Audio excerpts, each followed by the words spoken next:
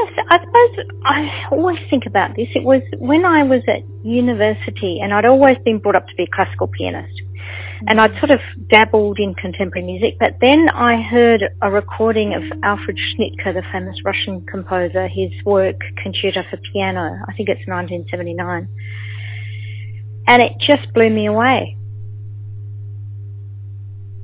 So I commissioned 12 composers to write works inspired by the narrative of the colonial piano. So it's estimated that in 1880 there were 700,000 pianos imported to Australia with a population of 3 million.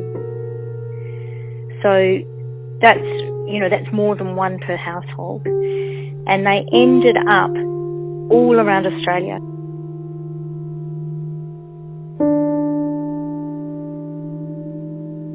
New music's like a big family.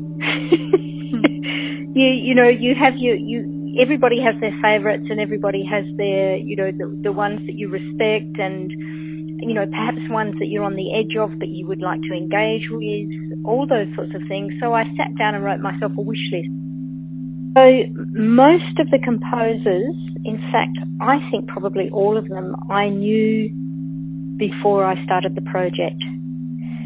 And so I had sort of collaborative working relationships with them, and that was really important because it was such a singular sort of esoteric project, really.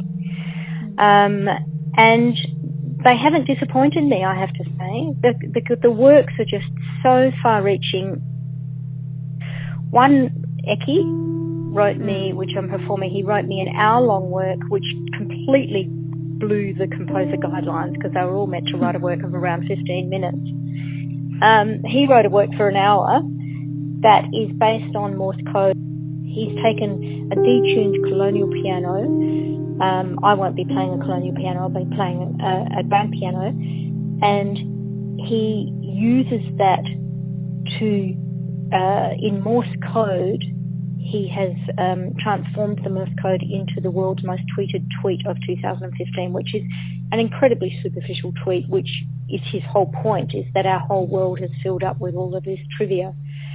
And against it is this incredibly contrasting, increasingly complex electronic sound world that becomes more and more complex as the hour progresses. It's a very interesting work. And then if you take Kat Hope's work, she was inspired by Percy Granger's childhood piano.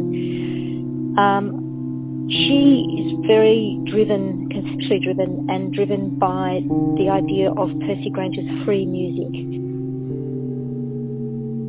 The lines are becoming very blurred. And that is really exciting because it's about the breaking down of the ivory tower of classical music and the classical music canon.